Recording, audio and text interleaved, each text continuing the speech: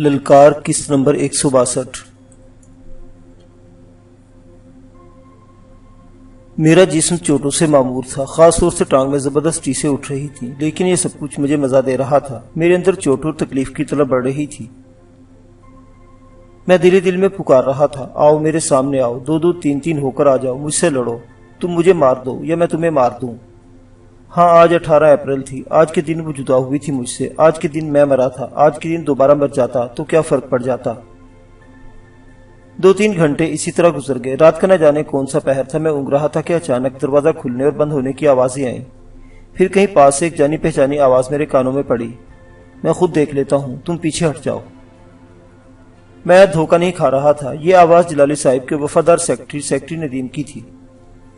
میرے اندر امید کی کرن روشن ہوئی۔ تو کیا عمران اور دیگر لوگ یہاں پہنچ گئے تھے؟ کیا پولیس بھی ان کے ساتھ تھی؟ ایسے کئی سوال ذہن میں چمکے۔ بیسمنٹ کے ساتھ والے پورشن میں روشنی ہوئی۔ پھر میں نے آہنی سلاخوں کی طرف سیکرٹری ندیم کو دیکھا۔ ہاں، وہ ندیم ہی تھا، مگر جس سولے میں تھا وہ چکا دینے والا تھا۔ اس کے جس پر فقط ایک انڈرویئر تھا، ہاتھ میں وسکی کا جام اور ہونٹوں میں سگریٹ دبا ہوا تھا۔ ایک پری پیکر اس کے پیچھے چلی آ رہی تھی۔ اس نے ایک نائٹ گون پہن رکھا تھا، لیکن اتنا باریک تھا کہ اپنے ہونے پر شرمندہ دکھائی دیتا تھا۔ اس کے اندر پری پیکر کا جسم اس طرح دہک رہا تھا جیسے مہین چلمن کے پیچھے شمع دہکتی ہے۔ پری پیکر کی خد و خال میں خاص بات تھی، اس نے مجھے حیران کر دیا، لیکن اس سے کہیں زیادہ حیرانی مجھے سیکرٹری ندیم کے حوالے سے تھی۔ اپنی نگاہ پر بھروسہ نہیں ہو رہا تھا۔ جلالی صاحب کا وفادار ترین ساتھی یہاں ایک بالکل مختلف روپ میں موجود تھا۔ ہم جب فارم ہاؤس میں کسی کالی بھیڑ کے بارے میں سوچتے تھے تو بہت سے ملازمین کی طرف دھیان جاتا تھا، لیکن سیکرٹری ندیم کی طرف کبھی دھیان نہیں گیا تھا۔ اس کی دھیمی شخصیت، اس کا پرخلوص انداز، اس کی ملنساری، یہ ایسی چیزیں تھیں جو شاید اس کی طرف دھیان جانے ہی نہیں دیتی تھیں۔ ندیم نے ایک کرسی گھسیٹی اور آہنی سلاخوں کے عین سامنے میری طرف رک کر کے بیٹھ گیا۔ پری پیکر اس کے عقب میں کسی خدمتگار داشتہ کی طرح کھڑی تھی۔ ندیم کی آنکھوں میں نشہ تھا اور زہر تھا۔ اس نے انگلی سے اپنی ناک پر اینک درست کرتے ہوئے کہا، جب کسی حرامی گدڑ کی موت آتی ہے تو وہ شہر کی طرف بھاگتا ہے۔ مجھے خوشی ہے کہ تم خود ہی یہاں تشریف لے آئے ہو، ہمیں تکلیف نہیں اٹھانی پڑی۔ میں خاموش رہا۔ میں جانتا تھا کہ اس وقت میرا چہرہ بڑا بدحال ہے، بال بکھرے ہوئے، ناک اور منہ سے بار بار خون رسنے لگتا تھا۔ ندیم کے عقب میں کھڑی لڑکی نارمل نظر آنے کی کوشش کر رہی تھی، مگر میں جانتا تھا کہ وہ میرے حوالے سے خوفزدہ ہے۔ وہ مجھے انہی نظروں سے دیکھ رہی تھی جن سے پنجرے میں بند کسی خطرناک جانور کو دیکھا جاتا ہے۔ آہنی سلاخوں کی وجہ سے تحفظ کا احساس تو ہوتا ہے، لیکن ساتھ ہی ڈر بھی تحت شور میں رہتا ہے کہ سلاخیں نہ ہوں تو کیا ہو۔ اس لڑکی کے خد و خال نے مجھے چونکا دیا، اور یہ چونکنا بے وجہ نہیں تھا۔ اس سے پہلے سلطان کے ٹھکانے پر میری ملاقات ایک ایسی لڑکی سے ہوئی تھی جس کی شکل و صورت بہت حد تک انڈین فلم سٹار کرشمہ کپور سے ملتی تھی۔ اب جو لڑکی میرے سامنے تھی، اس کا چہرہ کئی زاویوں سے ایک اور معروف اداکارہ ایشوریا رائے سے مشابہ تھا، جو لگتا تھا جیسے ان لوگوں کے پاس معروف اداکاروں سے مشابہت رکھنے والی لڑکیوں کی کلیکشن ہے۔ اس سے ایک بات یہ بھی ثابت ہو رہی تھی کہ یہ جاوا اور سلطان گروپ کے ہی لوگ ہیں۔ ندیم نے بات جاری رکھتے ہوئے کہا، تم دونوں باورچی نہیں ہو۔ اس کا اندازہ تو مجھے تمہاری آمد کے 2-4 روز بعد ہی ہو گیا تھا۔ پھر جب تم نے جلالی کی جیپ کے پیچھے بھاگ کر اسے روکا اور جیپ کے نیچے سے ٹریکر نکالا تو مجھے یقین ہو گیا کہ تم بھیڑ کی کھال میں کوئی خطرناک اور پلیت جانور ہو، مگر اتنا اندازہ پھر بھی نہیں ہوا کہ تم بھیڑیے وغیرہ سے بھی زیادہ خطرناک اور پلیت ہو۔ تم نے پچھلے ہفتے سلطان جی کے ٹھکانے میں گھس کر نادر اور ایک ملازم کو جان سے مارا اور نیتو کو زخمی کیا۔ دراصل اس دن تم دونوں نے اپنی بدقسمتی پر مہر لگا لی تھی۔ بدقسمت کون ہے یہ وقت بتائے گا۔ تم دور بیٹھے ہو، اگر پاس ہوتے تو میں تمہارے منہ پر ضرور تھوکتا۔ جلالی صاحب نے تمہیں بیٹوں کی طرح رکھا ہوا تھا، تم نے ان کی جڑیں کاٹتے رہے ہو۔ لعنت ہو تم پر۔ میں تمہیں کچھ نہیں کہوں گا، کیونکہ جو کچھ تم بول رہے ہو اس کی سزا تمہیں تمہارے گمان سے زیادہ ملنے والی ہے۔ یہاں جو کچھ تمہارے ساتھ ہونے والا ہے وہ بہت برا ہے۔ جاوا صاحب فلمی آدمی ہے۔ دنیا بھر کی فلموں میں آج تک جتنے بڑے بڑے ولن تشریف لائے ہیں، ان کی ساری سختی اور گرمی یکجا ہو کر جاوا صاحب کے اندر آ گئی ہے، اور اب تمہیں ان کا سامنا کرنا ہے۔ میں نے ذرا توقف کیا، نیا سگریٹ ہونٹوں میں رکھا۔ ایشوریا کی ہمشکل لڑکی نے جھک کر لائٹر کا شعلہ سگریٹ کو دکھایا۔ اس کا جسم توبہ شکن تھا۔ ندیم سگریٹ کا دھواں فضا میں چھوڑ کر اچانک بولا، سلطانی گواہ بننا پسند کرو گے؟ کیا مطلب؟ یوں سمجھ لو کہ تمہاری ایک طرف دوزخ ہے، دوسری طرف جنت، دونوں میں داخلے کا ٹکٹ تمہارے اپنے ہاتھ میں ہے۔ تمہیں مشروط معافی مل سکتی ہے، اور اس کی وجہ یہ ہے کہ تم نے نادر اور دیگر 2 بندوں کو براہ راست نہیں مارا۔ اصل قاتل وہ ماں کا ہیرو عمران بازیگر ہے۔ میں ان باتوں کے جواب میں تمہارے منہ پر بس تھوکنا ہی پسند کروں گا۔ بہت گرمی ہے، بہت گرمی ہے، تمہارے خیال سے بھی زیادہ۔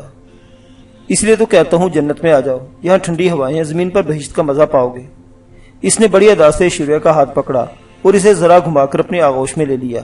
اس کے بالوں کو چومتے ہوئے بولا، یہ فلمی دنیا ایک بہت بڑا پری خانہ ہے، اور جاوا صاحب اس فلمی خانے کے 4 دروغوں میں سے ایک ہیں، اور تم جانتے ہو کہ پری خانوں میں کیا نہیں ہوتا۔ میں خاموش رہا۔ وہ سمجھا شاید میں کچھ سوچ رہا ہوں، لیکن میں تو وہ الفاظ ڈھونڈ رہا تھا جو اس کی شان کے مطابق ہوں اور اس کے منہ سے لے کر اس کی دم تک آگ لگا دیں۔ وہ بولا، وہ ماں کا ہیرو بہت کھوچل اور خرانٹ بندہ ہے۔ دیکھو وہ آپ تو بیٹھا ہوا ہے اس ٹھٹکی بڈھے جلالی کے پاس، خود تو فارم ہاؤس سے باہر نہیں نکلا اور تم دونوں کو یہاں بھیج دیا مرنے کے لیے۔ تم دونوں سے تمہاری کیا مراد ہے اور کیا مطلب ہے؟ تم اور یہ مردہ بھینسا۔ اس نے فتح محمد کی طرف اشارہ کیا۔ میں سمجھ گیا ندیم اور اس کے ساتھیوں کو یقین تھا کہ میں اور فتح محمد اکٹھے ہی فارم ہاؤس میں یہاں آئے ہیں۔ پہلے فتح محمد دیوار پھلانگ کر اندر گھسا، کچھ دیر بعد میں بھی کود پڑا۔ حقیقت اس کے برعکس تھی، میں فتح محمد کا پیچھا کرتے ہوئے یہاں پہنچا تھا۔ میں نے کہا، تمہارا کیا خیال ہے، یہاں کوئی خزانہ دفن ہے جسے ہم ڈھونڈتے ہوئے یہاں تک پہنچ گئے ہیں؟ یہ تو تمہیں پتا ہوگا کہ کیا دفن ہے۔ تمہارا کیا خیال ہے ہم کیوں آئے ہیں؟ اس نے ایک گہرا کش لے کر الکوہل کا بدبو والا دھواں ایشوریا کے منہ پر چھوڑا۔ ممکن ہے کہ اسے ناگوار گزرا ہو، لیکن وہ اس کی ذاتی خدمتگار تھی۔ اس نے اپنے چہرے کو ذرا سی حرکت نہیں دی، اور وہ حاکم مرد کی دیگر دراز بیویوں کی طرح اس دھوئیں کو بھی خوش دلی سے قبول کیا۔ ندیم بولا، مجھے لگتا ہے تم دونوں نے یہاں بغیر کتوں والا کردار ادا کیا ہے۔ شاید آج میرا پیچھا کرتے ہوئے یہاں تک پہنچے ہو۔ وہ ماں کا ہیرو دیکھنا چاہتا ہوگا کہ میں کہاں جاتا ہوں اور کیوں۔ اگر میں یہ کہوں کہ یہ غلط ہے اور تم خود کو کسی اندھے کتے کی طرح ٹامک ٹویاں مار رہے ہو تو پھر؟ میں نے کہا ہے نا کہ میں تمہاری باتوں کا برا نہیں مانوں گا، کیونکہ اس بکواس کے بدلے میں جو کچھ تمہارے ساتھ ہونے والا ہے وہ زبان بیان سے باہر ہوگا۔ اگر تم اس ماں کے ہیرو کے ساتھ چمٹے رہو گے اور میری آفر سے فائدہ نہیں اٹھاؤ گے تو تم پر بھی موت کی مہر لگ جائے گی، جیسے اس ماں کی ہیرو پر لگی ہے۔ کیا مطلب؟ وہ عجیب زہریلے انداز میں مسکرایا۔ جاوا صاحب کے بھرت وچن کا پتہ ہے تمہیں؟ وہ کیا ہے؟ وہ ہنسا اور ایشوریا رائے کو دوبارہ اپنے آغوش میں کھینچ کر اٹکھیلیاں کرتے ہوئے بولا، دیکھا سویٹی، ان باسٹرڈ کو کچھ پتا نہیں، کچھ بھی پتا نہیں۔ وہ اس کتے کے پلے عمران کو ہیرو زندہ سمجھ رہے ہیں، جبکہ وہ مر چکا ہے، 110% مر چکا ہے۔ یوں سمجھو کہ ایسا مرغا جس کا سر کٹا ہوا ہو لیکن وہ بھی اچھل کود کر رہا ہو۔ ان احمقوں کو بتاؤ سیٹی کے جاوا صاحب کا بھرت وچن کیا ہوتا ہے؟ جی میں، وہ ہکلائی۔ ہاں تم۔ وہ ذرا جھجکی، پھر سیکٹری ندیم کے آغوش میں بیٹھے بیٹھے اس نے اپنی انگلی سے پہلے خود کو اور پھر وسکی کے جام کو چھوتے ہوئے کہا، جاوا صاحب کو اس سے اور اس سے بڑی محبت ہے، مطلب عورت اور وائن، لیکن کبھی کبھی ان دونوں چیزوں کو بالکل چھوڑ دیتے ہیں۔ ایسا وہ اس وقت کرتے ہیں جب اپنے آپ سے کوئی کام کرنے کا وعدہ کرتے ہیں۔ مثلاً وہ ہاتھ نچا کر رہ گئی۔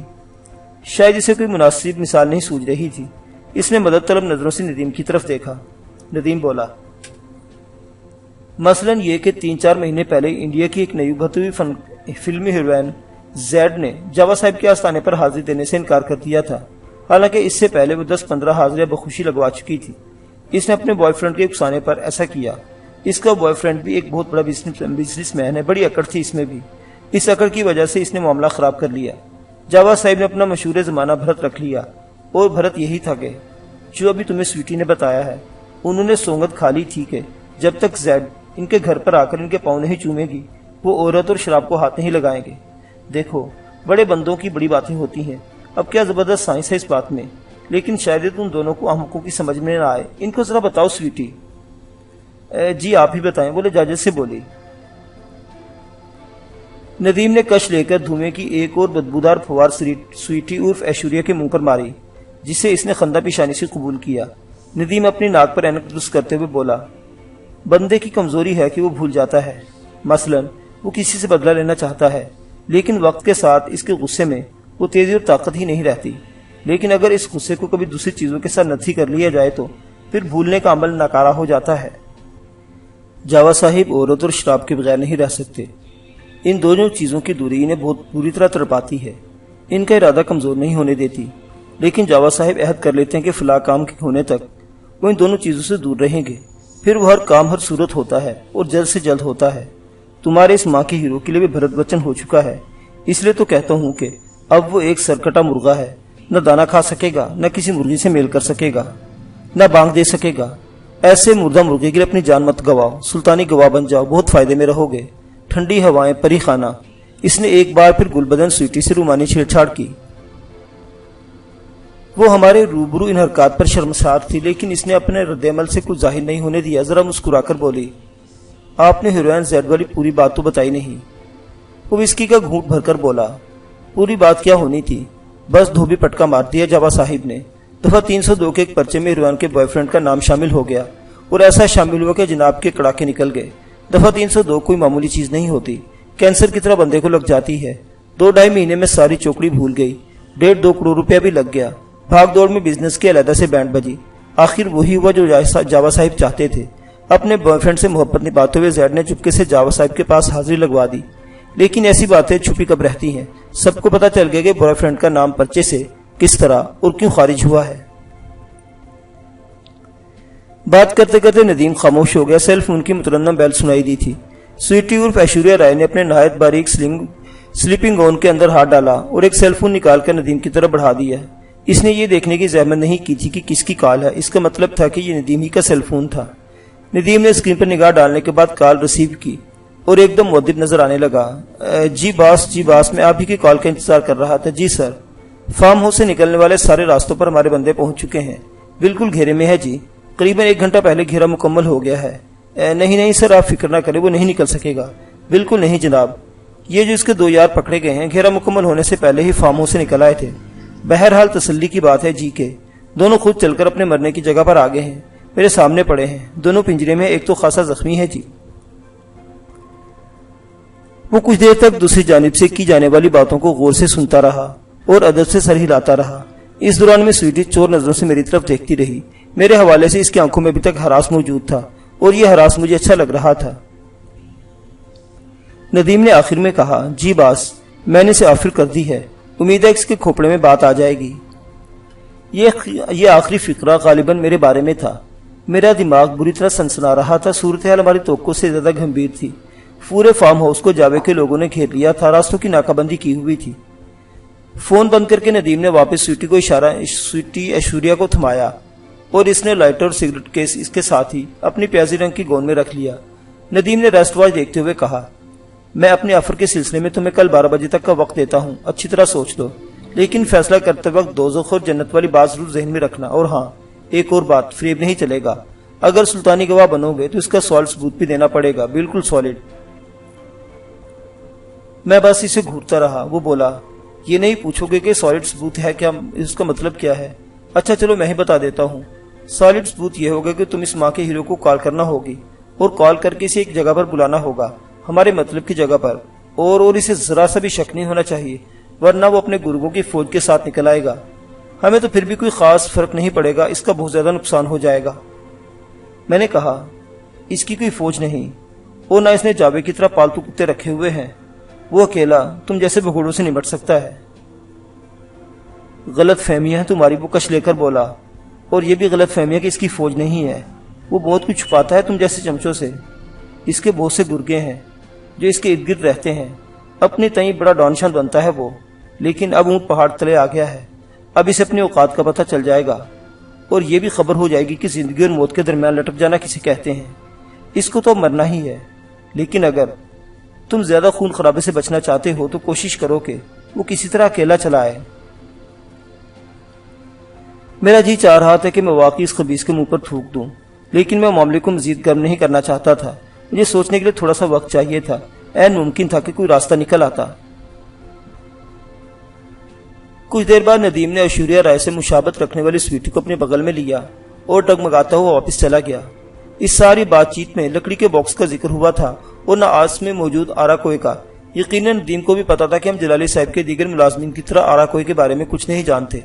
اب یہاں جو کاروائی ہو رہی تھی اور ہونے والی تھی وہ خالصتاً انتقامی تھی، اور اس کے ڈانڈے یقیناً چند روز پہلے ہونے والے نادر ٹیٹی کے قتل سے مل رہے تھے۔ صاف پتہ چلتا تھا کہ سلطان چٹا اور عمران ایک دوسرے کو پہلے سے جانتے ہیں اور شاید ہاتھوں میں ہاتھ بھی ڈال چکے ہیں۔ دشمنی کی یہ دبی دبی چنگاریاں نادر ٹیٹی کے قتل کے بعد ایک دم شعلوں میں تبدیل ہو گئی تھی اور اب کھلی جنگ کی صورتحال پیدا ہو رہی تھی۔ پتہ چل رہا تھا کہ جاوا گروپ کے درجنوں مسلح افراد فارم ہاؤس کے ارد گرد موجود ہیں۔ یقیناً اسی علاقے میں جلالی صاحب کے سیکورٹی کے لوگ بھی موجود تھے۔ ان کے درمیان کسی بھی وقت ٹکراؤ ہو سکتا تھا۔ ندیم کے جانے کے بعد میں فتح محمد کی طرف متوجہ ہوا۔ وہ مسلسل بے ہوش تھا، اس کے سر سے خون رس کر فرش پر پھیل رہا تھا۔ اسے اس اندازہ ہوتا تھا کہ یہاں رائفل کے کندے سے زوردار چوٹ لگائی گئی ہوگی۔ میں نے سب سے پہلے کپڑے کی پٹی اور سر سے بہنے والا خون بند کیا اور بھی اس کے چہرے پر گیلا کپڑا پھیرنا شروع کیا اور ساتھ ساتھ اسے مدھم آواز میں پکارتا رہا۔ آدھ گھنٹے کی کوشش کے بعد فتح محمد کی پلکوں کو حرکت دی اور اس کی بے ہوشی نیم بے ہوشی میں بدلنے لگی۔ آخر میں اسے اٹھا کر سامنے والی دیوار میں بٹھانے پر کامیاب ہو گیا۔ اب ہمارے ارد گرد کوئی موجود نہیں تھا، یوں لگتا تھا کہ پورا بیسمنٹ سنسان پڑا ہے۔ میں نے ارد گرد کا جائزہ لیا۔ بظاہر مجھے کوئی خفیہ کیمرہ یا مائکرو فون کی شاید طرح کی کوئی دکھائی نہ دی۔ فتح محمد مجھے دیکھ کر اور پہچان کر حیران ہوا۔ میں نے اسے حوصلے تسلی کی باتیں کی اور اسے باور کرایا کہ میں اس کی مدد کے لیے یہاں پہنچا ہوں۔ اس نے نہایت نحیف آواز میں پانی مانگا۔ میں نے پانی پلایا۔ ایک ڈبے میں تھوڑا سا دودھ بھی بچا ہوا تھا، میں نے وہ بھی فتح محمد کے گلے میں ٹپکا دیا۔ اس کا خون کافی مقدار میں بہہ چکا تھا اور وہ سخت نقاہت محسوس کر رہا تھا۔ اسے فوری طور پر اسپتال پہنچائے جانے کی ضرورت تھی۔ وہ لڑکھڑاتی آواز میں بولا، جاؤ تابش، باؤ تابش، میں نے جلالی صاحب کا نمک کھایا ہے، مجھے ان کا درد ہے۔ یہ سیکٹری ندیم ایک دم غداری کر رہا ہے، جلالی صاحب کے دشمنوں سے ملا ہوا ہے، اسے معاف نہیں کرنا، بالکل نہیں کرنا۔ پر تم یہاں کیسے پہنچے؟ میں نے کھینچ کر 2-3 سانس لی اور بولا، مجھے اس پر کئی دنوں سے شک تھا۔ 2 دن پہلے میں نے اس کا پیچھا کیا، اس کوٹھی میں گھسا تھا، میں دیکھنا چاہتا تھا کہ یہاں کیا چل رہا ہے، پر مجھے پتا نہیں تھا کہ یہاں اتنے سارے لوگ موجود ہوں گے۔ آہ آہ، وہ بری طرح کرانے لگا۔ اچانک مجھے اپنے بائیں بازو پر گیلے پن کا احساس ہوا۔ اس بازو سے میں نے فتح محمد کی کمر کو سہارا دے رکھا تھا۔ میں نے چونک کر دیکھا، میرا یہ بازو خون سے گیلا ہوتا جا رہا تھا۔ میں نے گھوم کر نظر دوڑائی اور لرز گیا۔ عقب سے فتح محمد کا پہلو کسی دیزدار آلے سے چرا ہوا تھا، زیریں پسلیں نظر آ رہی تھی اور اندرونی چربی بھی۔ وہ میرے اندازے سے زیادہ زخمی تھا، اس کی حالت اچھی نہیں تھی۔ میں نے پکار کر کہا، کوئی ہے؟ تیسری چوتھی آواز پر قدموں کی آہٹ سنائی دی۔ پھر چوڑے جبروں والا ایک شخص برآمد ہوا۔ وہ آنکھیں ملتا ہوا آیا تھا، یقیناً نیند سے بیدار ہوا تھا۔ کیا بات ہے بڑی؟ کیا لفڑا ہے؟ وہ مکرانی لہجے میں بولا۔ اس کی حالت ٹھیک نہیں، اسے اسپتال پہنچا جانے کی ضرورت ہے فوراً، میں نے کہا۔ وہ کچھ دیر تک کراتے ہوئے فتح محمد کو گھورتا رہا، پھر بولا، تھوڑا صبر کرو بڑی، صبح ہونے والی ہے، اس کو درد کا ٹیکا لگا دیتے ہیں، آرام آ جائے گا، باقی کل دیکھا جائے گا۔ یہ ٹیکے کا معاملہ نہیں، اس کا زخم بہت زیادہ ہے، ٹیکا بھی عام نہیں، اس کو بالکل شانت کر دے گا، ایک دم فرسٹ کلاس۔ وہ واپس چلا گیا اور تھوڑی دیر بعد آ گیا۔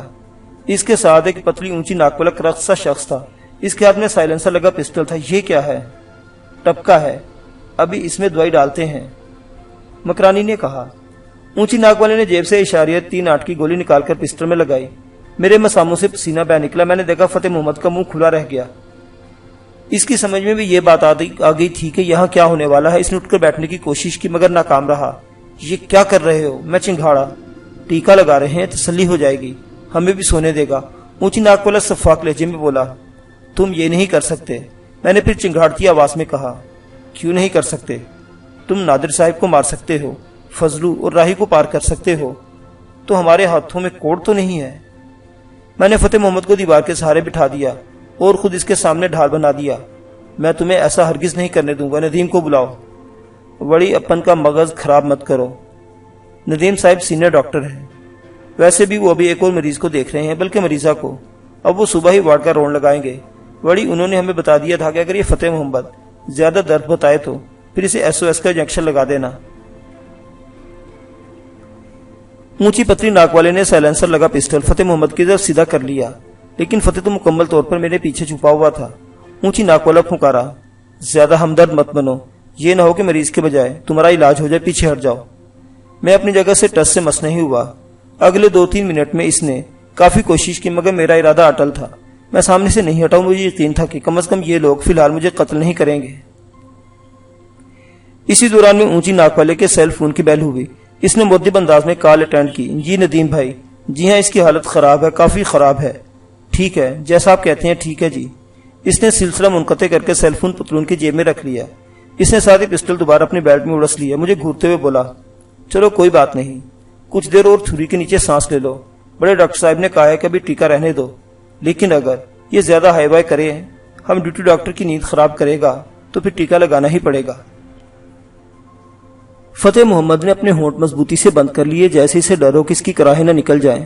مکرانی اور لمبی ناک والا ہمیں گھورتے ہوئے واپس چلے گئے۔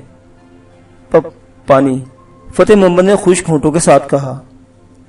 میں کھانے کے برتنوں کی طرف بڑھا اور تب اچانک فائر ہوا۔ یہ سائلنسر لگے پسٹل کا فائر تھا۔ گولی فتح محمد کی عین پیشانی پر لگی۔ وہ پشت کے بل فرش پر گرا۔ اس کی کھلی آنکھوں میں دہشت تھی اور ہونٹ خشک تھے۔ اس کی پیشانی خون کی دھار سے بہنا شروع ہو گئی۔ میں نے مڑ کر دیکھا، لمبی ناک والا شفاف انداز میں مسکرا رہا تھا۔ اس نے فلمی سٹائل میں پسٹل کو پھونک ماری اور اسے بیٹ میں اڑس کر دیوار کے پیچھے اوجھل ہو گیا۔ کتے خنزیر کی اولاد، میں تجھے زندہ نہیں چھوڑوں گا۔ میں دیوانہ وار سلاخوں پر جھپٹا۔ میں نے سلاخوں کو جھنجھوڑا، ان سے اپنا سر ٹکرایا، ان پر ٹھوکروں کی بارش کر دی۔ میری آواز سے سارے در و دیوار گونج رہے تھے۔ مجھے وہ وقت یاد آ گیا جب بھانڈل اسٹیٹ میں سلطانہ کی دردناک موت کے بعد غم و غصے سے دیوانہ ہو رہا تھا۔ آج بھی کچھ ملتی جلتی کیفیت تھی۔ لمبی ناک والے بدماش نے ڈاج دیا تھا۔ مجھے زخمی فتح محمد کے سامنے سے ہٹانے کے لیے اس نے واپسی کا ڈھونگ رچایا اور پھر اسے شوٹ کر دیا۔ یہ بڑی بے رحمی تھی، اور یہ بے رحمی شاید اس لیے بھی دکھائی گئی تھی کہ میری اکڑفوں میں خاطر خواہ کمی واقع ہو جائے، لیکن وہ غلطی پر تھے۔ اس اچانک موت نے مجھ پر الٹا اثر کیا۔ میرے بدن میں شعلے بھڑک اٹھے تھے۔ یہ سلاخیں میرے راستے میں حائل نہ ہوتی تو آج یہاں انڈسٹریل ایریا کی کوٹھی بہت برا وقت دیکھتی۔ فتح محمد کا لہو فرش پر ایک نہایت افسردہ سی ماتمی لکیر بنا رہا تھا۔ سانس کی اس کی مسلسل حرکت کرتی ہوئی توند اب بالکل ساکت ہو چکی تھی۔ میں نے ایک کپڑا اس کے چہرے پر ڈال دیا۔ بستر کا ایک خیس نما چادر سے میں نے فرش پر بہنے والا خون صاف کیا۔ حیرت کی بات یہ تھی کہ اتنا کچھ ہونے کے باوجود کچھ فاصلے پر لیٹا ہوا شخص بیدار نہیں ہوا تھا۔ نشاور نیند نے اسی ارد گرد سے یکسر بیگانہ کر رکھا تھا۔ میں نے ٹھنڈے دل و دماغ سے غور کرنا شروع کیا۔ صورتحال میں ڈرامائی تبدیلی واقع ہو چکی تھی۔ جاوا کے گروہ نے فارم ہاؤس سے نکلنے والے سارے راستوں پر اپنے بندے مقرر کر دیے تھے۔ یہ لوگ پوری طرح مسلح اور ہر کارروائی کے لیے تیار تھے۔ ان لوگوں کا اولین مقصد عمران کے خلاف انتقامی کارروائی تھی۔ اب ان لوگوں کو صرف اور صرف عمران کے باہر نکلنے کا انتظار تھا۔ میری خوش قسمتی یا بدقسمتی کے میں فتح محمد کا پیچھا کرتے ہوئے یہاں پہنچے اور گرفت میں آ گیا۔ اب یہ لوگ مجھ سے فائدہ اٹھانا چاہ رہے تھے، مجھے چارے کے طور پر استعمال کر کے عمران کو یہاں بلانا چاہ رہے تھے۔ اگر میں ایسا نہ کرتا تو مجھے بہیمانہ تشدد کا نشانہ بنایا جا سکتا تھا اور بے دردی سے قتل بھی کیا جا سکتا تھا۔ اپنی صفاقی کا ایک چھوٹا سا نمونہ مجھے بھی دکھا دیا گیا تھا۔ انسانی زندگی کی ان لوگوں کے نزدیک قطعاً اہمیت نہیں تھی۔ فتح محمد کو صرف اس لیے گولی سے اڑا دیا گیا تھا کہ وہ شدید زخمی تھا اور اس کی زندگی کی آس برقرار رکھنے کے لیے لاہور کے کسی اسپتال میں پہنچائے جانے کی ضرورت تھی۔ میں نے فتح محمد کی بے حس حرکت لاش کو دیکھا جو مجھ سے فقط 2-3 فٹ کی دوری پر پڑی تھی۔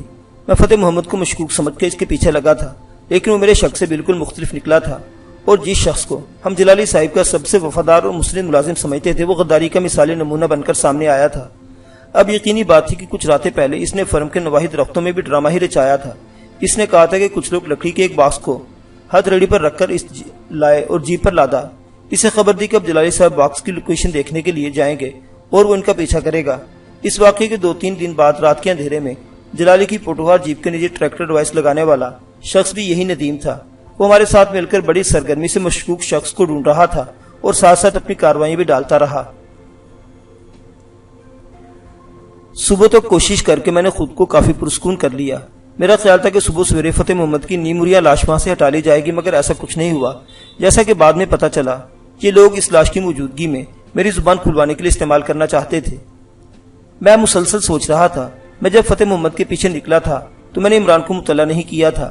میں چاہتا تھا کہ میرے اندر خود بھی فیصلے کرنے کی قوت پیدا ہو، اور اب میں فیصلے کی سولی پر تھا۔ مجھے دوپہر تک کا وقت دیا گیا، مگر ٹھیک 11 بجے ہی ندیم آن دھمکا۔ اب وہ صاف ستھری پینٹ قمیص میں تھا، سرخ ٹائی بھی لگا رکھی تھی۔ وہ کسی ملٹی نیشنل کمپنی میں کام کرنے والا محنتی اور تعلیم یافتہ شخص نظر آتا تھا، لیکن حقیقت میں ایسا نہیں تھا۔ وہ ایک نہایت خطرناک گروہ کا حصہ بن چکا تھا۔ وہ سگریٹ سلگانے کے بعد سلاخوں کی دوسری طرف رکھی ہوئی آرام دہ کرسی پر بیٹھ گیا، ٹانگ پر ٹانگ چڑھا کر بولا، کیا ارادے ہیں؟ میں نے کہا، پہلے یہ لاش یہاں سے ہٹاؤ۔ اٹھا لیتے ہیں، اتنی جلدی کیا ہے؟ ہو سکتا ہے کہ 2 اکٹھی اٹھانا پڑے۔ ساون کے اندھے کو ہر طرف ہرا ہی نظر آتا ہے۔ تم نے غداری کی ایک زبردست مثال قائم کی ہے، اب تمہیں دوسرے بھی اسی بے غیرتی میں غرق نظر آتے ہیں۔ اپنی جان بچانے کو بے غیرتی مت کہو، میں تمہیں گارنٹی دیتا ہوں اگر تم نے ہمارے مطابق عمل نہیں کیا تو تمہاری اور فتح محمد کی لاشیں تھوڑی دیر میں اکٹھی یہاں سے اٹھیں گی۔ باندھ کر مارنا کوئی بہادری نہیں، اگر ہمت ہے تو اپنے یہ 2-4 کتے مجھ پر چھوڑ کر دیکھو، نظارہ نہ آئے تو پیسے واپس۔ اس نے سگریٹ کا کش لیا اور بولا، رات رات میں کافی زبان لگ گئی ہے تمہیں۔ ویسے کتے چھوڑنے والی بات تم نے اچھی کہی ہے۔ جو 2 کتے تم نے قتل کیے ہیں ان کے بھائی بند کافی غصے میں ہیں۔ میرے جسم میں لہر سی دوڑ گئی۔ وہ ایک خطرناک دھمکی دے رہا تھا۔ میں رات بھر یہاں پالتو کتوں کی آوازیں سنتا رہا تھا اور وہ بڑے جسیم کتے تھے۔ میرے اور ندیم کے درمیان 10-15 منٹ تک معنی خیز مکالمہ ہوا۔ مکالمے کا لب لباب یہی تھا کہ میرے پاس 2 ہی راستے ہیں، عمران کو پھنسانے میں ان کی مدد کروں یا پھر نادرے اور دیگر افراد کے قتل کے جرم میں مرنے کے لیے تیار ہو جاؤں۔ اسی دوران میں مجھے اندازہ ہوا کہ بیسمنٹ سے باہر پہنچ کی طرف 3-4 بڑی گاڑیاں آ کر رکی ہیں۔ ان گاڑیوں کی آواز سن کر ندیم نے ٹانگ پر سے ٹانگ اتاری اور الرٹ ہو کر بیٹھ گیا۔ اس کے چہرے سے اندازہ ہو رہا تھا کوئی اہم شخص یہاں وارد ہونے والا ہے۔ رات والی سویٹی ایشوریا رائے تیز قدموں سے آئی۔ اب وہ بہتر لباس میں تھی۔ اس کے ساتھ ایک ملازمہ بھی تھی۔ ملازمہ نے فرش پر سگریٹ کے ٹکڑے اور دیگر فالتو چیزیں اٹھائی، کرسیوں کو درست کر کے رکھا۔ سویٹی نے جلدی جلدی لائٹس آن کی اور ایک میز پر منرل واٹر کی بوتل سجائی۔ چند منٹ بعد بھاری قدموں کی آوازیں آئیں۔ کئی افراد بیسمنٹ کی سیڑھیوں کی طرف سے آئے۔ دروازہ کھلا۔ سب سے پہلے مجھے گرجتی برستی آواز سنائی دی۔ اس آواز نے ایک غلیظ گالی دی اور کسی پولیس افسر کی شان میں ایک زبردست قصیدہ پڑھا، پھر دھاڑتے ہوئے کہا، چھوڑو اس کی ماں کے قسم کو، لعنت بھیجو، تم اس کے بھائی سے رابطہ کرو، کسٹم میں ہے۔ اس سے میرا نام لو، کہو کہ 1 بجے سے پہلے ہمارا سامان ایئرپورٹ سے نکلنا چاہیے، ورنہ اس کی بیوی جب ہری پلیٹ والی ہونڈا کار پر اپنے دونوں بچوں کو اسکول لینے جائے گی تو اسے کچھ نہیں ملے گا، اور صدمے سے تیسرا بچہ جس کے پیٹ میں وہ بھی ختم ہو جائے گا۔ قدم دھڑا دھڑ سیڑھیوں پر پڑ رہے تھے۔ سب سے پہلے مجھے آنے والوں کی ٹانگیں نظر آئیں۔ وہ قریباً 1 درجن کے قریب تھے۔ ندیم اور سویٹی وغیرہ مؤدب کھڑے ہو چکے تھے۔ آنے والوں میں سب سے آگے 35-40 سال کا ایک جسیم و توانا شخص تھا۔ اس کا رنگ گرمیوں چہرے پر چیچک کے پرانے داغ تھے، لیکن یہ بہت نمایاں نہیں تھے۔ اس کی ناک چوڑی اور ہونٹ ہبشو کی طرح موٹے تھے۔ وہ پتلون قمیص میں تھا، آستینیں اڑسی ہوئی تھی جن میں سے بازوں کی مضبوط مچھلیاں دکھائی دیتی تھی۔ مجموعی طور پر وہ ایک بدصورت اور ہیبت ناک شخص تھا۔ اس کے ارد گرد کافی مسلح گارڈ تھے۔ میرے دل نے گواہی دی کہ یہی جاوا ہے۔ اگلے 2-3 منٹ میں یہ گواہی درست ثابت ہوئی۔ ایک سیل فون جاوا کے ہاتھ میں، دوسرے اس کے گارڈ نے تھام رکھا تھا۔ دوسرے فون پر جاوا نے بات شروع کی تو پہلے فون کی گھنٹی بجنے لگی، جس پر دوسرے کالر سے جاوا نے بات شروع کی۔ وہ اس کی کوئی ساتھی عورت تھی، مگر اس سے بات کرتے ہوئے جاوا تواتر سے گالیاں نکال رہا تھا۔ بات کرتے اس نے ہاتھ کے اشارے سے میرے سیل کا دروازہ کھولنے کا حکم دیا۔ دروازہ ان لاک ہوا اور جاوا سمیت درجن بھر افراد مسلح گارڈ اندر گھس آئے۔ عجیب دہشت اور سنسنی کی فضا تھی۔ ایک گارڈ تیزی سے جھکا، اس نے میری ٹانگ پر ٹخنے پر ایک آہنی کڑا پہنا دیا۔ اس کڑے کے ساتھ ایک موٹی زنجیر منسلک تھی۔ زنجیر کے آخری سرے پر بھی ایک کڑا تھا۔ اس کڑے کو سیل کی آہنی سلاخوں کے ساتھ منسلک کر دیا۔ یہ سارا عمل 4-5 سیکنڈ میں مکمل ہوا۔ 3-4 رائفلیں میری طرف اٹھی ہوئی تھی۔ سیل میں موجود تیسرا شخص نشے کے زیر اثر اب بھی سو رہا تھا۔ 2 گارڈ اسی حالت میں گھسیٹ کر بیسمنٹ کے دوسرے حصے میں لے گئے۔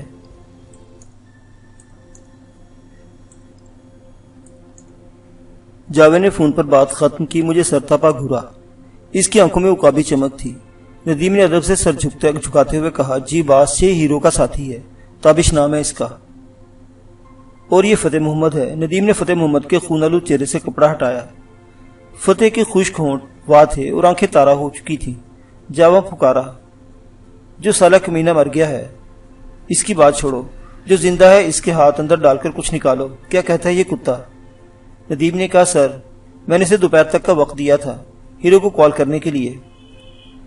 جاوا بھنائی ہوئی آواز میں بولا، وقت تمہاری والدہ نے ایجاد کیا تھا جو ہر کسی کو دیتے پھرتے ہو، وقت نہیں ہمارے پاس، بالکل نہیں۔ آخری الفاظ کہتے کیسے اس نے اپنی قیمتی ریسٹ واچ پر نگاہ دوڑائی، پھر میرے قریب آتے ہوئے بولا، بچے ہونے کو تو تیرے ساتھ بہت کچھ ہو سکتا ہے، لیکن معاملہ جلدی کا ہے۔ میں 2 ٹوک بات کرنا چاہتا ہوں، اور یہ یاد رکھنا میرا نام جاوا ہے، میں بات دہرانے کا عادی نہیں ہوں۔ جاوے کے عقب میں سلطان چٹا بھی نظر آیا۔ اس کے گلے اور زخمی کان پر پٹیاں بندھی ہوئی تھی۔ جاوے نے ایک گارڈ سے سیل فون لے کر میرے ہاتھ میں دیا اور پھر ایک دوسرے گارڈ کو اشارہ کیا۔ اس نے صرف 4-5 فٹ کے فاصلے سے اپنے جیت رائفل کا رخ میری طرف کر دیا۔ جاوا 2 ٹوک لہجے میں بولا، اس کتے کو کال کرو اور اسے صرف اتنا بتاؤ کہ تم اس کی مدد کی فوری ضرورت ہے، اس سے زیادہ ایک لفظ بھی نہ کہنا۔ اسے لاہور شیخوپورہ روڈ کے 3 پل پر گورنمنٹ ہائی اسکول کے عین سامنے بلا لو، یہ لو مکمل ایڈریس۔ اس نے ایک پرچی میرے ہاتھ میں تھماتے ہوئے کہا اور آخر میں بولا، میں صرف 10 تک گنوں گا بچے، اس کے بعد میرے کہے بغیر ہی گولی چل جائے گی۔ اس کے علاوہ اگر تم نے بات کے دوران میں کوئی غلط اشارہ دینے کی کوشش کی تو بھی گولی چل جائے گی۔ جاوے کی آواز میں ایک ایسا فیصلہ کن آہنگ تھا جس نے مجھے اندر سے ہلایا۔ نہ جانے اس وقت کیوں اچانک ثروت کا چہرہ میری نگاہوں میں آ گیا۔ کیا اب میں اسے کبھی نہیں دیکھ سکوں گا؟ کیا محبت کے راستے میں صدیوں کا سفر رہے گا؟ کیا یہ اختتام ہے؟ مجھے عمران کو ہرگز نہیں بلانا تھا، اور میرے دشمن کا چہرہ بتاتا تھا کہ وہ گولی چلانے سے ہرگز نہیں جھجکے گا۔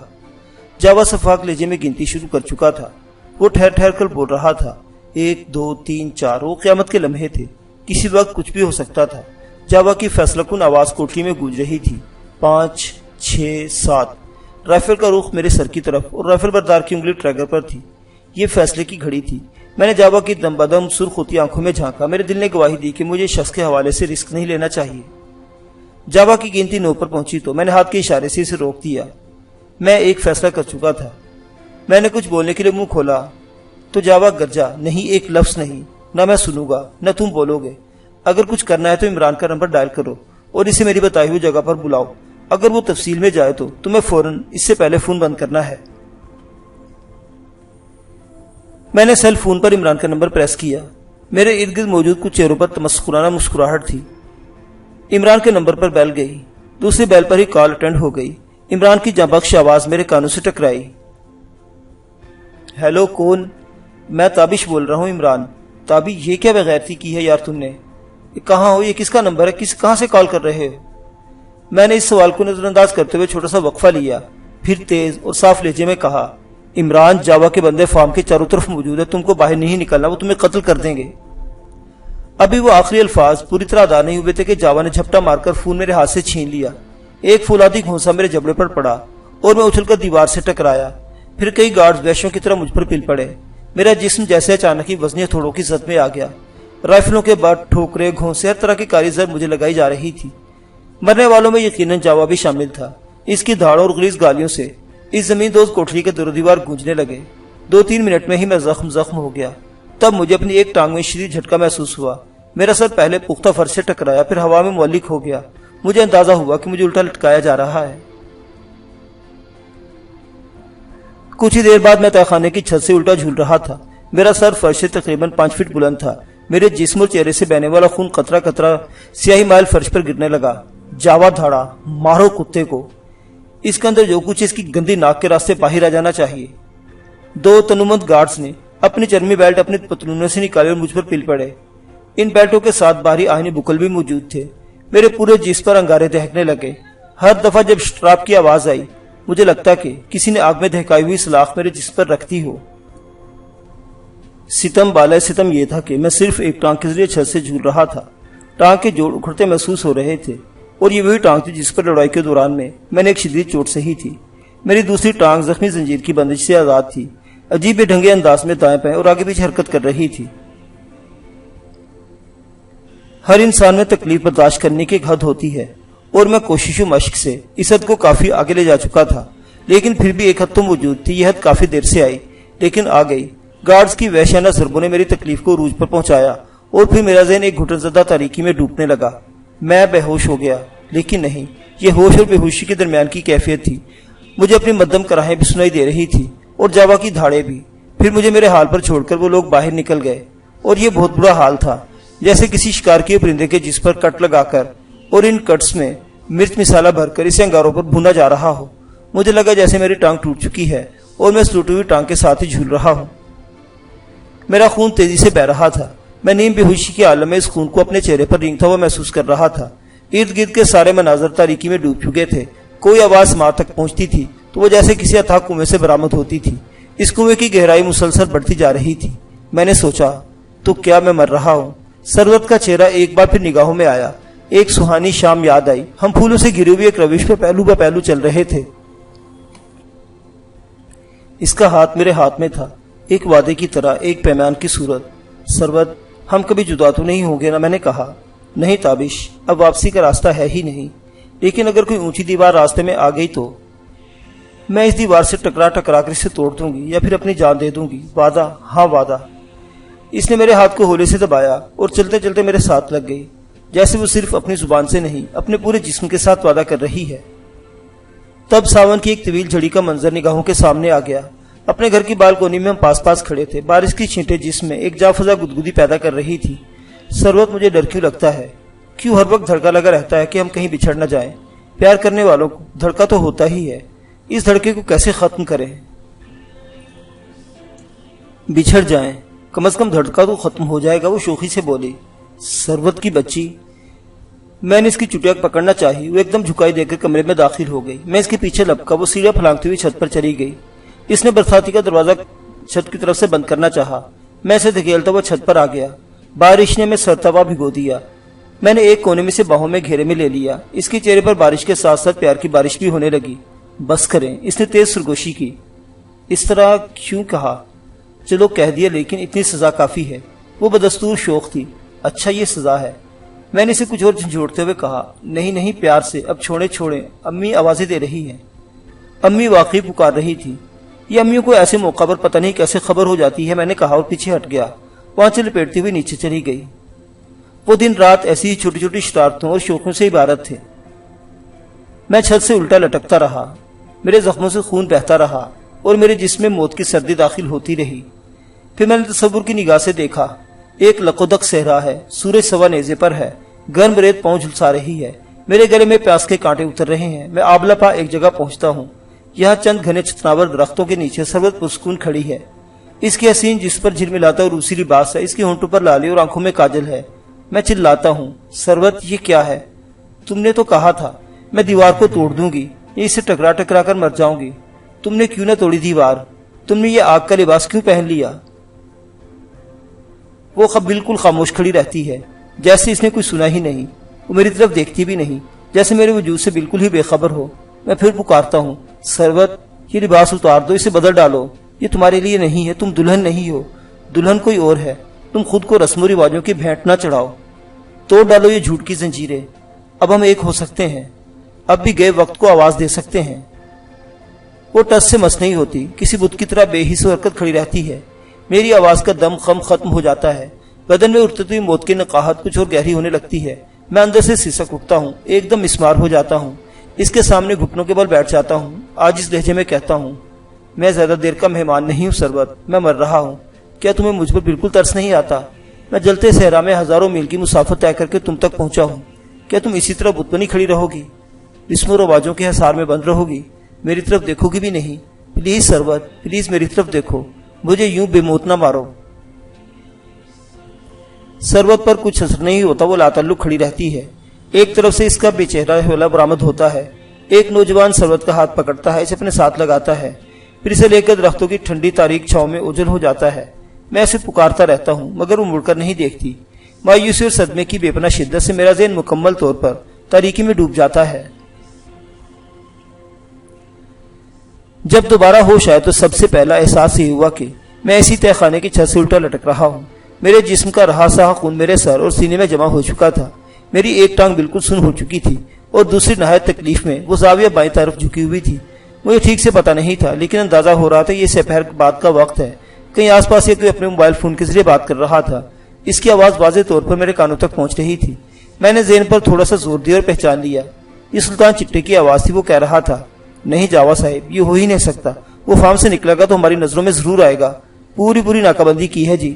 غالباً دوسری طرف سے پوچھا گیا کہ اندر کی اطلاع نہیں مل سکتی؟ سلطان چٹا بولا، جناب اندر کی اطلاع تو ندیم ہی دے سکتا تھا، اور اب وہ فارم ہاؤس میں نہیں جا سکتا، لیکن آپ بالکل بے فکر رہیں، اس حرامی کے لیے الٹی گنتی شروع ہو چکی ہے۔ وہ باہر نکلا نہیں اور ہمارے ہتھے چڑھا نہیں۔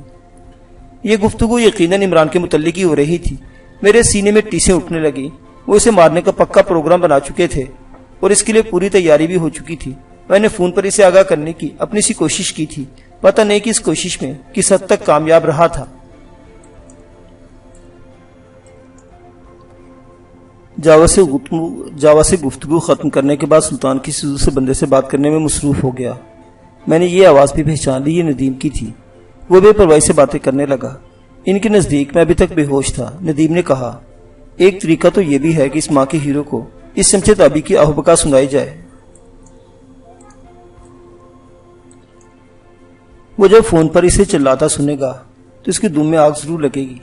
اس سے کہا جائے گا اگر وہ تابی کو اس عذاب سے نکالنا چاہتا ہے تو فلاں جگہ پہنچ جائے۔ ان دونوں کے درمیان پکا یارانہ ہے اور میرا تو خیال ہے کہ یہ یارانہ ضرور کام دکھائے گا۔ چند سیکنڈ بعد ندیم کی آواز سنائی دی، تو پھر دوسرا راستہ تو انتظار کا ہی ہے۔ ویسے مجھے اس کتے تابی پر بہت غصہ ہے۔ سویرے اس نے بڑی حرامزادگی کی ہے۔ بالکل اندازہ نہیں تھا کہ ایک دم وہ فقرہ بول دے گا۔ وہ فقرہ اگر اس ماں کی ہیرو نے پورا سن لیا ہے تو اس نے جلدی اپنے بل سے باہر نہیں نکلنا۔ سلطان نے مجھے غائبانہ گالی دی اور بولا، چلو اگر فقرہ بولا ہے تو اس کا مزہ بھی تو چکھا ہے نا خبیث نے، قصائی کی دکان پر بکرے کی طرح الٹا لٹکا ہوا ہے۔ دیکھنا تھا کہیں پار ہی نہ ہو گیا ہو۔ ندیم نے کہا، نہیں بڑا سخت جان ہے، بڑی موٹی کھال ہے اس کی۔ اس کے پاؤں ہاتھ دیکھے ہیں تم نے؟ لگتا ہے لوہے کے ڈھلے ہوئے ہیں۔ پتہ نہیں کیا کرتا رہا ان کے ساتھ۔ اتنی درگت کسی اور کی بنی ہوتی تو اب تک مر کر بو چھوڑ گیا ہوتا۔ لیکن بو تو آ رہی ہے، ندیم بولا۔ وہ اس کے یار فتح محمد صاحب کی ہے۔ میں نے غور کیا، بو واقعی میرے نتنوں میں بھی گھس رہی تھی۔ ہلکی تھی لیکن محسوس ہو رہی تھی۔ میرے پلکوں پر خون جمع ہوا تھا۔ میں نے بمشکل پلکیں کھولی اور نیچے دیکھنے کی کوشش کی۔ فرش پر میرا اپنا ہی خون لوتھڑوں کی شکل میں جمع ہوا تھا۔ چند فٹ کے فاصلے پر فتح محمد کی نیمریا لاش موجود تھی۔ گرمی کے سبب لاش نے خراب ہونا شروع کر دیا تھا۔ توند پہلے سے بڑی نظر آ رہی تھی اور چہرے پر بھی سوجن محسوس ہوتی تھی۔ کچھ دیر بعد 4-5 افراد کمرے میں گھس آئے۔ ان میں سلطان اور ندیم بھی شامل تھے۔ میری ٹانگ سے بندھی ہوئی زنجیر آہستہ آہستہ ڈھیلی گر دی گئی۔ پہلے میرا سر خون آلود فرش سے لگا، پھر کندھے، پھر باقی جسم بھی فرش پر ڈھہ گیا۔ کسی نے کہا ہوش میں ہے، مکر کر رہا ہے۔ کسی نے میرے کندھے پر ٹھوکر رسید کی۔ ایک گارڈ نے قریب آ کر میرے چہرے پر پانی کا چھیٹا دیا۔ میں نے آنکھیں کھولنا چاہی لیکن پلکوں پر اپنا ہی خون جمع ہوا تھا۔ میں بس آنکھوں کو نیم واہی کر سکا۔ مجھے اپنے ارد گرد دھندلے چہرے نظر آئے۔ کم از کم 2 رائفل میں بردار اب بھی میری طرف اٹھی ہوئی تھی۔ میرے زخمی ہونٹ خشک تھے اور زبان چمڑے کا سوکھا ہوا ٹکڑا بنی ہوئی تھی۔ مجھے چند گھونٹ پانی پلایا گیا تاکہ میں بولنے کے قابل ہو سکوں۔ میں نے اپنے جسم کو محسوس کیا، اپنے ہاتھ پاؤں کو تولا۔ کیا میں اچانک جھپٹ کر کسی گارڈ کے ہاتھ سے رائفل چھین سکتا ہوں؟ اس کا جواب میری زخمی ٹانگ نے انکار کی صورت میں دیا۔ مجھے محسوس ہوا کہ ٹانگ بالکل سن ہو چکی ہے، یہ میرے جسم کا بوجھ نہیں سہار سکتی، اور بالفرض میں محال ایسا ہو بھی جاتا تو میرا باقی جسم بھی زخموں سے چور تھا اور میرے پاؤں آہنی زنجیر میں تھے۔ میں نے اپنی مزاحمت کو کہاں تک لے جا سکتا تھا؟ مجھ سے جواب حاصل کرنے کے لیے اس نے میری گردن پر سے پاؤں کا دباؤ کچھ اور کم کیا۔ سلطان نے بڑی بے رحمی سے میری گردن پر پاؤں رکھا اور دباؤ بڑھانے لگا۔ میری سانس رکنے لگی۔ وہ پھکارا، تم دونوں اس موٹے سور ریان ولیم کے لیے کام کر رہے ہو؟ تم دونوں کے علاوہ اس نے اور کتنے کتے پالے ہوئے ہیں؟ ان کے نام بتاؤ، اور حرام گوشت کا وہ پہاڑ خود کہاں چھپ کر بیٹھا ہوا ہے؟ مجھ سے جواب حاصل کرنے کے لیے اس نے میری گردن پر سے پاؤں کا دباؤ کچھ کم کیا۔ میری سانس کی آمد و رفت بہتر ہوئی لیکن میں خاموش رہا۔ اس نے اپنا سوال دہرایا، میں نے پھر اپنی خاموشی دہرا دی، اور اس نے گردن پر اپنے صفاق پاؤں کا دباؤ پھر بڑھا دیا۔ ریان ولیم کا ٹھکانہ بتاؤ ورنہ بھی 2 منٹ میں تمہاری گردن توڑ دوں گا۔ میری سانس بند ہونے لگی، آنکھوں کے سامنے چہرے دھندلاتے چلے گئے۔ سلطان کی آواز جیسے کسی گہرے کنویں سے آ رہی تھی۔ ہمیں پتا ہے وہ صبح لاہور میں ہے، لیکن کہاں ہے؟ اس کا فون نمبر کیا ہے؟ کیسے رابطہ کرتا ہے تم سے؟ بتاؤ بتاؤ۔ جب میری سانس بالکل بند ہو گئی تو میں نے اپنے زخمی ہاتھوں سے سلطان کی پنڈلی دبوچی اور زور لگا کر اس کا منحوس پاؤں اپنے گردن سے ہٹا دیا۔ وہ لڑکھڑایا لیکن گرنے سے بچ گیا۔ اس کے ساتھ نے مجھ پر ٹھوکروں کی بارش کر دی۔ سلطان خود بھی اس کار خیر میں شریک ہو گیا۔ وہ وقفوں سے مجھے مارتے رہے اور سوالات کرتے رہے۔ وہ عمران کے حوالے سے بھی معلومات چاہ رہے تھے، لیکن میں نے اپنے ہونٹوں پر برداشت کو قفل لگا لیا تھا۔ قریباً 1 گھنٹے بعد انہوں نے میری زنجیر کھینچی اور مجھے پھر سے الٹا لٹکا دیا۔ تاہم اس بار ایک اور غیر معمولی ستم ظریفی کی گئی۔ فتح محمد کی ایک ٹانگ کو بھی میری زنجیر کے ساتھ اور میرے ساتھ الٹا لٹکا دیا گیا۔ یہ ایک لاش کی صفاقانہ بے حرمتی تھی۔ فتح کی لاش سے اٹھنے والی تیز بو ہوتی جا رہی تھی اور وہ مجھ سے صرف 3-4 انچ کے فاصلے پر جھول رہی تھی۔ پھر میری اذیت میں اضافہ کرنے کے لیے پلاسٹک ٹیپ کا ایک بڑا رول لایا گیا اور اس کی لاش کو ٹیپ کے ذریعے میرے ساتھ پیوست کر دیا گیا۔ ٹیپ کو کئی بل اس طرح دیے گئے کہ فتح کی لاش سرتپا مجھ سے پیوست ہو گئی۔ یہ بے پناہ اذیت کی گھڑیاں تھی، وہ حد بھی شاید گزرنے والی تھی جو اذیت اور صدمے کو میرے پرلطف بناتی تھی۔ میں مسلسل کرا رہا تھا، کچھ سمجھ میں نہیں آتا تھا کہ کیا کروں۔ دل چاہتا تھا کہ بس جلدی سے بے ہوش ہو جاؤں یا پھر ویسے ہی قید حیات سے آزادی نصیب ہو جائے۔ لاش کا پھولا ہوا زخمی چہرہ میرے چہرے سے جڑا ہوا تھا۔ ہر سانس کے ساتھ ناقابل بیان بو کا بھبکا میرے نتنوں میں داخل ہوتا اور رگوں پہ میں کراہیت کا دریا بہنے لگتا۔ یہ کراہیت میری جسمانی اذیت کو کئی گنا بڑھا رہی تھی۔ میں نے ابکائیاں لی مگر معدے میں کچھ ہوتا تو باہر نکلتا۔ ہر ابکائی کے ساتھ جسم میں ارتعاش پیدا ہوا اور درد کی لہریں بلند تر ہوتی گئی۔ درد، درد اور بس درد۔ اور پھر اچانک درد کا عاشق برودہ جیکی بیساکھی کے سارے چلتا ہوا آیا اور میرے سامنے آن کھڑا ہوا۔ وہ یہ ادھورے جسم والا ہڈیوں کا ڈھانچہ جس کو درد سے لڑنا اور جیتنا آ گیا تھا، وہ مسکرایا اور اس کی تصوراتی آواز میرے کانوں سے ٹکرائی۔ کیا بات ہے؟ کہیں درد کے حوالے سے تمہارا یقین ڈاواڈول تو نہیں ہو رہا؟ یاد رکھو، درد بے وجہ نہیں ہوتا اور نہ بے حوصلہ ہوتا ہے۔ یا ہم اس کا صلہ حاصل کر چکے ہوتے ہیں یا ہمیں صلہ حاصل ہونے والا ہوتا ہے۔ جتنا زیادہ دکھ درد اتنا زیادہ صلہ۔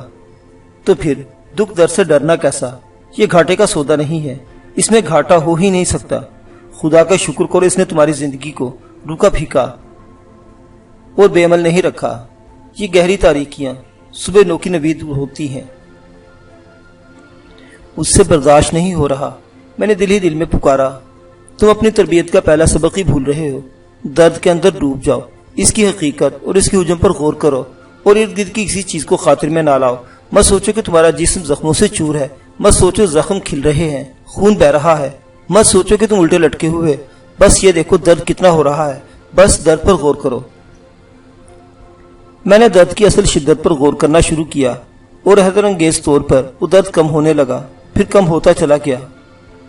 وہ جادو اثر باتیں کرتا تھا، وہ ہمیشہ کے لیے مجھ سے بچھڑ چکا تھا، لیکن کڑے وقتوں میں وہ میرے آس پاس آن موجود ہوتا تھا۔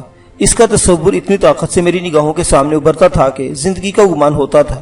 وہ مسکرا رہا تھا، اس نے مجھے شاباشی کی نظروں سے دیکھا اور بولا، میں جا چکا ہوں لیکن تم میری نشانی کے طور پر یہاں موجود ہو، تم میرا تسلسل ہو، میری اضافت ہو، مجھے تم سے بڑی امیدیں ہیں۔ میں چاہتا ہوں کہ تم وہ کرو جو میں نہ کر سکا، تم درد کو پسپا کرتے ہوئے آخری حد تک جاؤ، قابل تسخیر بن جاؤ۔ اور تمہاری کارکردگی بری نہیں ہے، تم نے میرا سینہ ٹھنڈا کیا ہے، تم نے بھانڈل میں اس شخص کو جہنم واصل کیا ہے جس نے میری شکنتلا چھینی اور میری زندگی برباد کی۔ ہاں تابش، مجھے تم پر فخر ہے اور میں چاہتا ہوں کہ آنے والی ہر گھڑی میں میرے اس فخر میں اضافہ ہو۔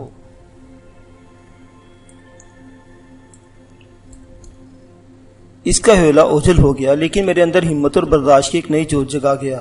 میں ششدر تھا، میرا درد نمایاں حد تک کم ہو چکا تھا، اب صرف کراہت تھی، اور یہ کراہت اس بو سے پیدا ہو رہی تھی جو فتح کے مردہ جسم سے اٹھ رہی تھی اور اس بند کوٹری میں پھیلتی جا رہی تھی۔ پتہ نہیں کتنی دیر اس عالم کراہت اور اذیت میں گزر گئی۔ تکلیف کی گھڑیاں ویسے بھی طویل ہوتی ہیں۔ فتح ایک جیتا جاگتا شخص تھا تو اس کی جان بچانے کی کوشش کر رہا تھا، لیکن اب وہ ایک لاش تھا اور لاش کی جبری قربت میرے لیے شدید ذہنی اذیت کا باعث بن رہی تھی۔ شاید یہ لوگ اس طرح مجھے ذہنی طور پر مفلوج اور بے بس کرنا چاہ رہے تھے، اس صورتحال کو میری زبان کھلوانے کے لیے ایک ہتھیار کے طور پر استعمال کر رہے تھے۔ میرا دھیان رہ رہ کر عمران کی طرف جاتا تھا۔ مجھے پتا تھا اگر وہ جان گیا کہ میں کہاں ہوں تو پھر اسے مجھ تک پہنچنے سے کوئی نہیں روک سکے گا۔ وہ ہر بڑے سے بڑا خطرہ مول لے کر میری طرف آئے گا اور ایک بہت بڑا ہنگامہ کھڑا ہو جائے گا۔ شاید بہت سے لوگوں کی جان چلی جائے اس ہنگامے میں۔ ہمیشہ یہی سنا ہے کہ نیند سولی پر بھی آ جاتی ہے۔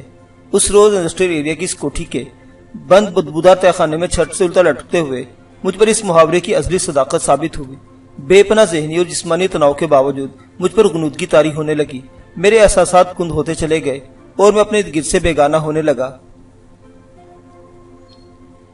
میرے اندازے کے مطابق یہ رات 10-11 بجے کا وقت ہوگا۔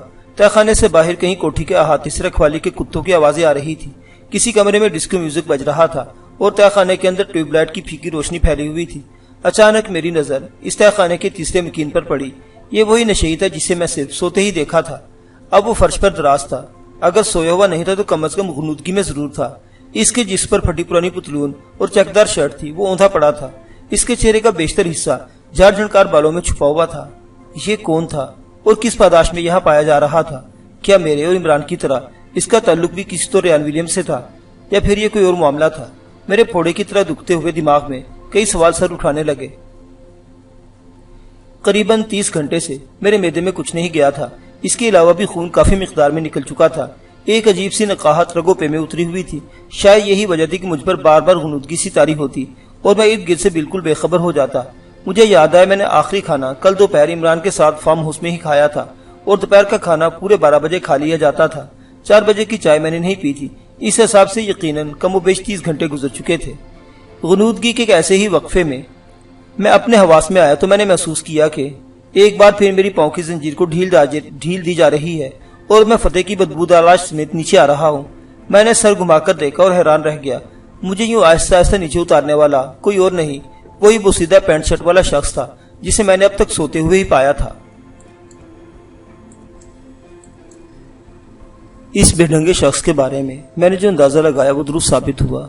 کسی نشے کے زیر اثر اس کی آنکھیں سرخ تھیں، میلا کچیلا چہرہ ورم زدہ سا تھا، ویسے اس کے نقوش تھیکے تھے۔ اپنی دبلی پتلی جسمانی ساخت کی وجہ سے وہ 28-30 سال کا دکھائی دیتا تھا۔ ہم فرش سے لگ گئے۔ اس شخص نے میری اور فتح محمد کی زنجیریں چھوڑ دیں، تب اس نے جلدی جلدی وہ طویل ٹیپیں میرے جسم سے علیحدہ کی جس نے مجھے فتح کی لاش سے بے بس کر رکھا تھا۔ مجھے خوفناک بو کی سزا دینے کے لیے جاوا کے کرندوں نے وہ سلاخ دار کھڑکی بھی بند کر رکھی تھی جس میں سے تہ خانے کا دوسرا پورشن دکھائی دیتا تھا۔ غالباً اسی بند کھڑکی کا فائدہ اٹھاتے ہوئے اس شخص نے مجھے نیچے اتارا اور فتح کی لاش سے علیحدہ کیا تھا۔ بے شک بو بڑی شدید تھی، وہ میدے میں گھس گئی تھی، وہ پورے جسم میں پھیل گئی تھی۔ مجھے نیچے اتارنے والے شخص کا چہرہ بھی بو کی وجہ سے مقدر تھا۔ وہ گاہے بگاہے اپنی شرٹ کی کالر سے اپنی ناک ڈھانپنے کی کوشش کرتا تھا۔ لاش کی حالت بھی اب کافی خراب نظر آتی تھی، وہ پھول رہی تھی، ورم زدہ پپوٹوں کے نیچے سے سرخی مائل مادہ رس رہا تھا۔ مجھے لاش کے ساتھ پیوست کر دینے والی سزا واقعی بہت کڑی تھی۔ ممکن تھا کہ میں چند گھنٹے مزید اس حالت میں رہتا تو میرا دماغ مختل ہو جاتا اور ہمت جواب دے جاتی۔ شرٹ والے شخص نے مجھے بڑے غور سے دیکھا اور سرگوشی میں بولا، یہاں سے نکلنا چاہتے ہو؟ کس طرح؟ میں نے نکاہت بھری آواز میں کہا۔ تم بڑے چنگے وقت پر یہاں آئے ہو۔ میں یہاں سے نکلنے کا تو پروگرام تقریباً فٹ کر چکا ہوں اور آج موقع بھی زبردست ہے۔ آج اوپر کوئی شراب پارٹی ہے، 2-3 فلمی ڈانسریں بھی آئی ہوئی ہیں، ڈھول ڈھمکی کی ہلکی سی آوازیں آ رہی ہیں نا تمہیں؟ وہ ڈسکو میوزک کی بات کر رہا تھا۔ میں نے اس بات میں سر ہلایا۔ وہ بولا، ان لوگوں نے تمہیں زندہ تو کسی صورت نہیں چھوڑنا۔ میں نے ان کی ساری گل بات سن لی ہے۔ اگر جان بچانے کی ایک کوشش کرنا چاہتے ہو تو میرے ساتھ مل کر لو۔ پر کیسے؟ میں نے اپنی مفلوج ٹانگ کو سہلاتے ہوئے کہا۔ ٹخنے پر ابھی تک زنجیر کا حلقہ موجود تھا، اس حلقے نے ٹخنے کو بری طرح زخمی کیا ہوا تھا۔ میں نے کہا ہے نا کہ تم بڑے چنگے ویلے پر آئے ہو۔ پچھلے 1 مہینے سے میں جو محنت کر رہا تھا اس کا پھل اب بالکل تیار ہے۔ شاید میں 1-1.5 ہفتے اور صبر کر لیتا، پر ان کنجروں نے اس لاش کی بو سے ہمارا سانس روک دیے ہیں۔ اب یہاں سے نکلنا ہی ہوگا۔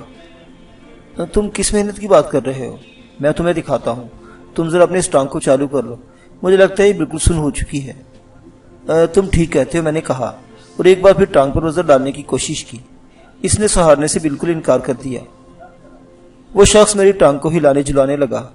میں نے بھی کوشش کر کے ٹانگ کو تھوڑی بہت حرکت دی۔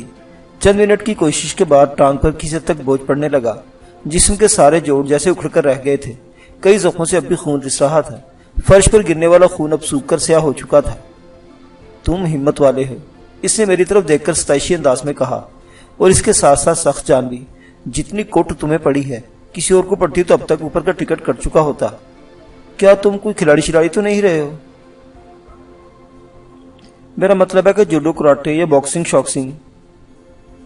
یہ تم کیا کہہ رہے ہو؟ تمہاری سخت ہڈی کو دیکھ کر وہ ہولے سے مسکرایا۔ اس کی نگاہیں میری سیاہی مائل ہاتھوں پر تھی۔ تمہارا اندازہ کسی حد تک درست ہے، میں نے مدھم آواز میں کہا، لیکن تم نے ابھی تک مجھے اپنا نام نہیں بتایا۔ نام میں کیا رکھا ہے، اصل شے تو کام ہوتی ہے۔ ویسے اگر چاہو تو مجھے گوہر کے نام سے بلا سکتے ہو۔ میرا نام تابش ہے، تابی بھی کہتے ہیں۔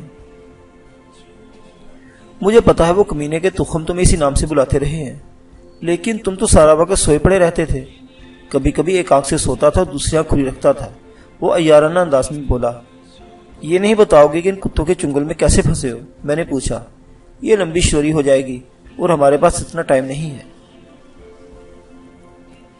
باہر سے آنے والی ڈسکو اور پاپ میوزک کی مدھم آواز ایک دم کچھ تیز ہو گئی۔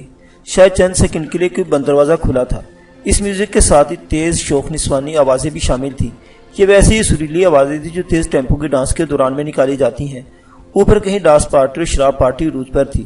یقیناً ایشوریا رائے ثانی اور کرشما کپور ثانی جیسی لڑکیاں بھی اس میں حصہ لے رہی تھیں۔ ایک طرف زندگی کی خوشبودار رنگینی تھی اور دوسری طرف بدبودار بے ثباتی۔ ہم دونوں میں سے کوئی بھی فتح کی لاش کی طرف دیکھنے کی کوشش نہیں کر رہا تھا۔ گوہر یا جو بھی اس کا نام تھا اب میرے پاؤں کے کڑے کی طرف متوجہ تھا۔ اس نے کڑے کو پکڑ کر زورا سے زور لگایا تو وہ کھل گیا۔ اس میں کوئی لاک وغیرہ نہیں تھا، وزنی زنجیر میرے پہلو میرے پاؤں سے علیحدہ ہوئی تو ٹانگ کو حرکت دینے میں کچھ آسانی ہو گئی، لیکن وہ ابھی صرف 30-40% کام کر پا رہی تھی۔ میں نے اس گوہر نامی شخص کے کندھے پر سہارا لے کر تہ خانے میں 10-15 قدم اٹھائے۔ درد کی ٹیسوں نے پورے بدن میں سنسناہٹ دوڑا دی۔ اس درد کی پرواہ کیے بغیر میں گوہر کے ساتھ تہ خانے کے شمالی حصے کی طرف گیا۔ یہ انگریزی کے حرف ایل جیسی جگہ تھی۔ یہاں مجھے لکڑی کی ایک 6-7 فٹ اونچی الماری نظر آئی۔ تہ خانے کے اس حصے میں نیم تاریکی سی تھی، 1/4 حصہ تو تقریباً تاریک تھا۔ گوہر نامی اس جوانسال شخص نے بڑی احتیاط سے الماری کو اس کی جگہ سے ہلایا۔ کوئی آواز پیدا نہیں ہوئی۔ میں چونکا۔ الماری کے عقب میں قریباً 2 مربع فٹ جگہ سے پلاسٹر اکھڑا ہوا تھا اور اینٹیں نظر آ رہی تھی۔ کچھ نظر آیا؟ گوہر نے اینٹوں کی طرف غور سے دیکھتے ہوئے کہا۔ میں نے بھی ذرا دھیان سے دیکھا تو صورتحال یکدم واضح ہو گئی۔ اس کے ساتھ ہی جسم میں سر سی لہر دوڑ گئی۔ اس پختہ دیوار میں کم از کم 3 اینٹیں ایسی تھی جن کی درزوں میں سیمنٹ موجود نہیں تھا۔ کوئی نوکدار دھاتی چیز استعمال کی گئی تھی اور افقی رخ پر لگی ہوئی اینٹوں کی درزوں کو مسلسل کھرچ کر ان کے اندر سے سیمنٹ نکال دیا گیا تھا۔ زبردست! میں نے ستائشی انداز میں گوہر کی طرف دیکھا۔ لیکن دوسری طرف کیا ہے؟ میرا اندازہ ہے کہ گڈیوں کے کھڑا ہونے کی جگہ ہے، مطلب ہے کہ تہ خانے کی پارکنگ شارکنگ، پر میں نے ابھی تک دیکھا کچھ نہیں۔ اس نے الماری کے ایک تاریک خانے میں ہاتھ ڈالا اور کچھ دیر تک ٹٹولنے کے بعد اندر سے ایک چھوٹا سا لیکن مضبوط پیچکس نکال لیا۔ سیمنٹ کھرچنے والا صبر آزما کام اس نے یقیناً اسی پیچکس سے کیا تھا۔ اس نے پیچکس کو ایک اینٹ کی درز میں داخل کیا۔ وہ قریباً 4 انچ تک اندر داخل ہو گیا۔ گوہر نے مجھے پیچکس دکھاتے ہوئے کہا، یہ دیکھو، یہ اتنا اندر گیا ہے اور اتنی ہی اینٹ کی چوڑائی ہوتی ہے۔ اس کا مطلب ہے کہ اب دوسری طرف بس دیوار کا پلستر ہی ہے۔ یہ پلستر میں نے جان بوجھ کر رہنے دیا ہے۔ اب ہم ذرا سی کوشش کریں تو یہ اینٹیں باہر کی طرف یا اندر کی طرف نکل سکتی ہیں۔ گوہر نامی یہ بندہ بالکل ٹھیک کہہ رہا تھا۔ وہ یہاں سے نکلنے کے لیے 99% کام مکمل کر چکا تھا، لیکن سوچنے کی بات تھی کہ یہاں سے نکل کر ہم واقعی کوٹھی سے بھی نکل سکیں گے۔ وہ کہہ رہا تھا کہ دوسری طرف کوٹھی کے اندر گراؤنڈ پارکنگ ہے اور وہ دیوار سے کان لگا کر گاڑیوں کی آوازیں سنتا رہا ہے۔ اگر ایسا ہی تھا تو پھر یقیناً ہم یہاں سے نکل کر کوٹھی کی بیرونی گیٹ تک پہنچ جاتے۔ میں نے کہا، تمہارا کیا خیال ہے گوہر؟ یہاں سے نکل کر ہمیں کیا کرنا ہوگا؟ ہم بس تھوڑا سا چل کر کوٹھی کے باہر والے گیٹ تک پہنچ جائیں گے۔ اس طرح بس ایک چوکیدار ہوتا ہے، کبھی اس کے پاس رائفل ہوتی ہے کبھی نہیں۔ میرا خیال ہے کسی سنبھالنے میں زیادہ مشکل پیش نہیں آئے گی۔ اس کے بعد اگر قسمت نے کوئی خرابی نہ دکھائی تو ہم 40 فٹ کی روڈ پر پہنچ جائیں گے۔ ہم سامنے کی طرف جانے کے بجائے کوٹھی کی پچھلی طرف نکلیں گے اور کھیتوں میں گھس جائیں گے۔ میں نے کہا، قسمت کی خرابی سے تمہارا کیا مطلب ہے؟ کیا کوئی اور خطرہ بھی تمہارے ذہن میں ہے؟ اس نے تیز نظروں سے میری طرف دیکھا۔ خطرے تو ایسے کاموں میں ہوتے ہی ہے۔ اگر تمہارے دل میں ڈر ہے تو پھر رہنے دو۔ میں تمہیں اپنے ساتھ نکلنے پر مجبور نہیں کروں گا۔ اگر کہتے ہو تو تمہیں واپس اسی طرح لٹکا دیتا ہوں۔ ویسے ایک بات میں تمہیں بتا دوں، ان لوگوں نے تمہیں بڑی بری طرح مارنا ہے۔ ایسی موت مرنے سے پہلے کہیں چنگا ہے کہ بندہ کچھ ہاتھ پاؤں ہلا کر چلا کر مرے۔ وہ تو ٹھیک ہے، لیکن میں کہتے کہتے خاموش ہو گیا۔ وہ مجھے گھور کر بولا، تم نے جتنی ہمت سے ان لوگوں کی مار کھائی ہے، مجھے لگا تھا کہ تم دل گردے والے بندے ہو، لیکن اب لگا ہے کہ شاید ایسی بات نہیں ہے گوہر۔ میں تمہاری توقع سے بڑھ کر تمہارا ساتھ دے سکتا ہوں، لیکن ہمیں ہر چیز کو سامنے رکھنا چاہیے۔ تم میری ٹانگ کی حالت دیکھ رہے ہو، یہ میرا بوجھ نہیں سہار رہی۔ اگر بھاگ دوڑ کی نوبت آئی تو شاید میں بھرپور طریقے سے تمہارا ساتھ نہ دے سکوں۔ وہ طنزی انداز میں بولا، تو پھر 5-6 دن انتظار کر لیتے ہیں تاکہ تمہاری ٹانگ فٹ فاٹ ہو جائے۔ پھر تم زندہ ہوئے اور میں بھی ہوا تو ایک اور کوشش کر لیں گے۔ اس کا طنز سمجھ میں آ رہا تھا۔ وہ ٹھیک کہہ رہا تھا۔ یہاں بدترین صورتحال میری منتظر تھی۔ اس سے بہتر تھا کہ یہاں سے نکل کر باہر کے حالات کا سامنا کر لیا جاتا، اور یہ بھی کوئی بڑی بات نہیں تھی کہ میں کسی سنگین مشکل کا سامنا نہ کرنا پڑتا۔ میں نے کچھ دیر سوچنے کے بعد کہا، ٹھیک ہے گوہر، میں تمہارے ساتھ نکلوں گا، لیکن تمہیں بھی ایک وعدہ کرنا ہوگا۔ کیا؟